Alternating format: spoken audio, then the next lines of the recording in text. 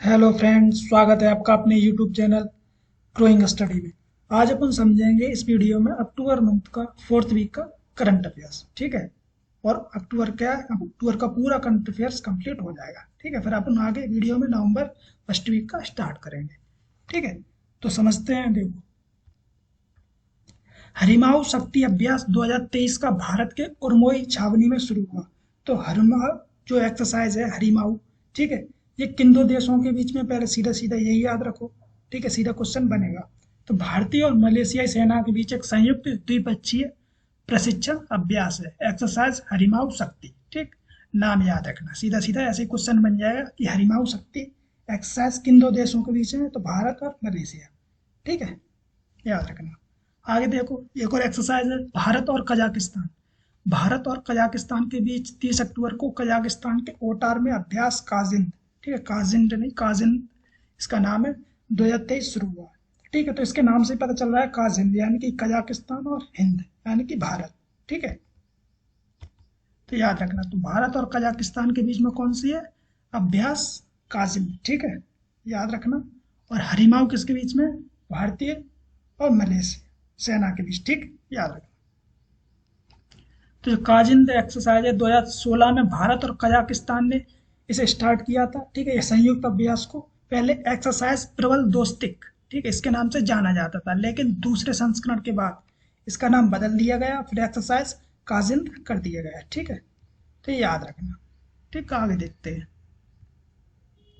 इसरो के अध्यक्ष एस सोमनाथ, ठीक है, इन्होंने अपनी आत्मकथा लिखी है। तो नाम याद रखना, सीधा क्वेश्चन बन जाएगा, क्योंकि इसरो अभी काफी चर्चा में रहा है। ठीक है, और इसके अध्यक्ष कौन है, एस सोमनाथ। ठीक है, तो मलयालम में आत्मकथा का इनका शीर्षक है। ठीक, इनकी जो आत्मकथा है उसका नाम है नेलाबू कुछ कुदिचा। ठीक है, नेलाबू कुदिचा सिंघम गल। ठीक, तो ये नाम है, जिसका अनुवाद इंग्लिश में क्या है, Lions that drunk the moonlight. ठीक, तो इंग्लिश में नाम पूछा जा सकता है, याद रखना। ठीक है, Lions that drunk the moonlight.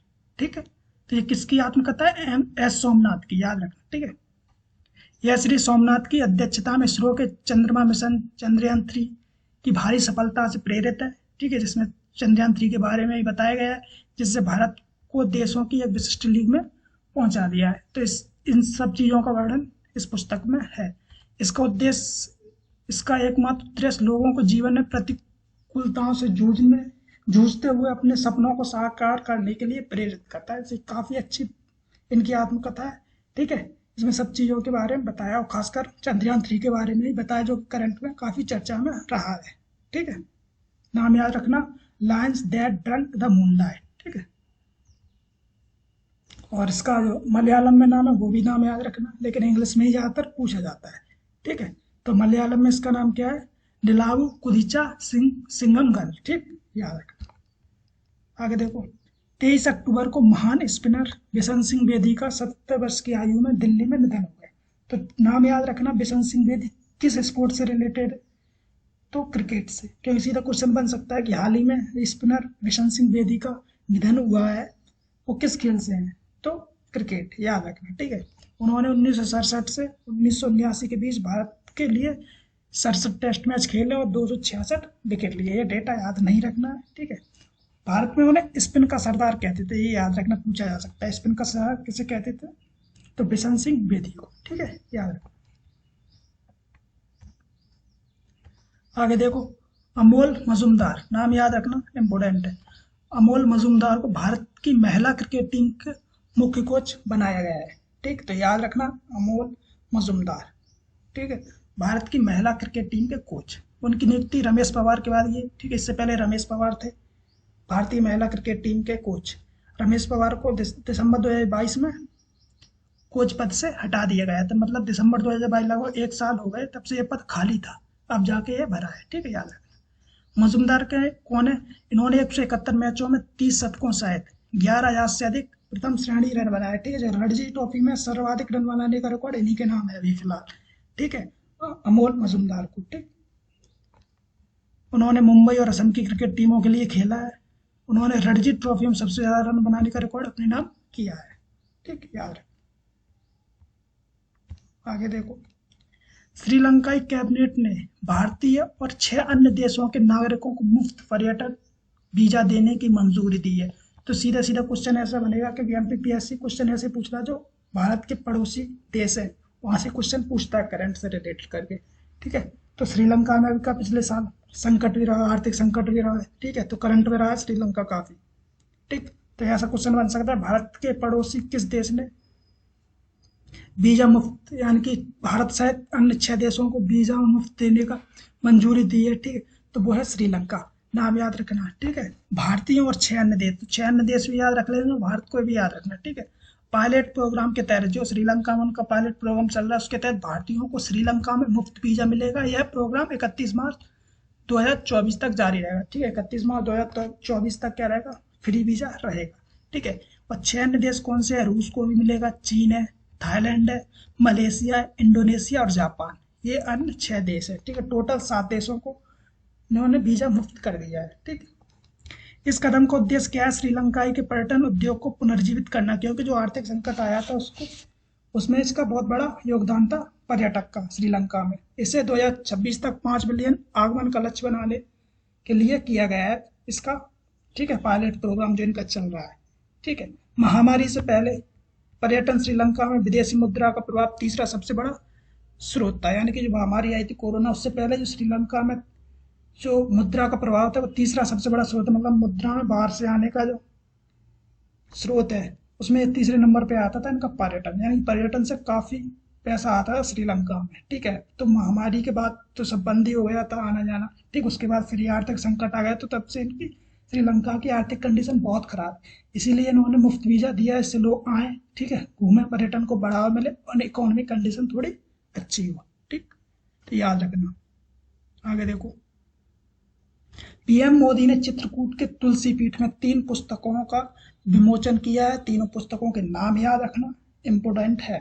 ठीक है, 27 अक्टूबर को प्रधानमंत्री नरेंद्र मोदी जी ने चित्रकूट में तुलसी पीठ का दौरा किया। ठीक है, इस समारोह के दौरान पीएम मोदी ने 3 पुस्तकों का विमोचन किया। उनमें एक अष्टाध्यायी भाष्य, नाम याद रखना, अष्टाध्यायी भाष्य, रामानंदाचार्य चरित्रम, ठीक है, चरितम, ठीक है, रामानंदाचार्य चरितम और भगवान श्री कृष्ण की राष्ट्रलीला। ठीक, तो ये तीनों पुस्तकों के नाम याद रखना, एग्जाम में पूछा जाएगा।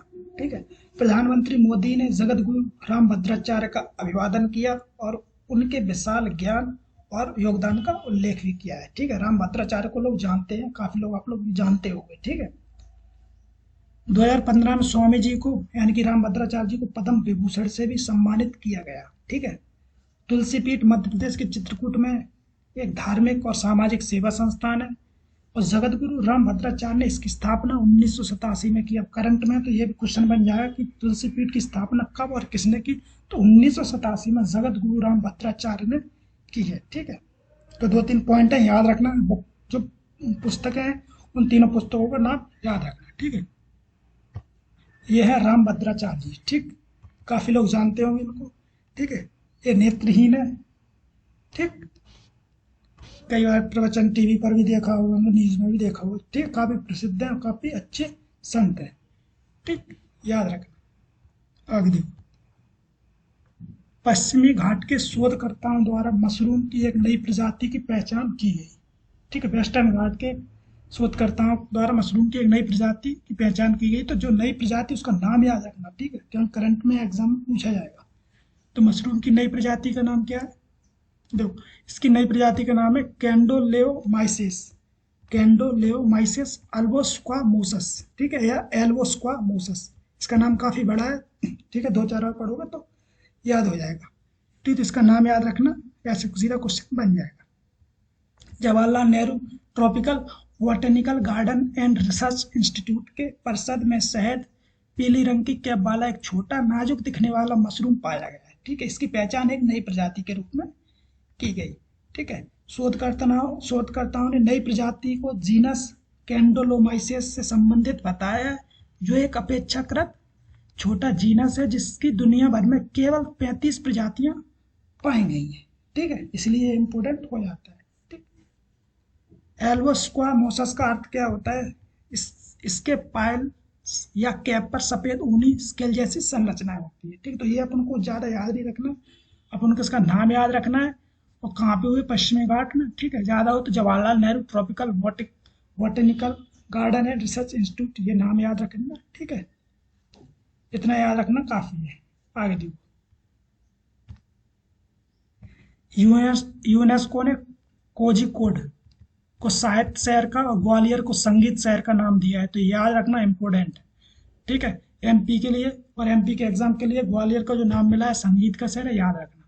ठीक, और कोझिकोड कहाँ है? कोझिकोड केरल में है।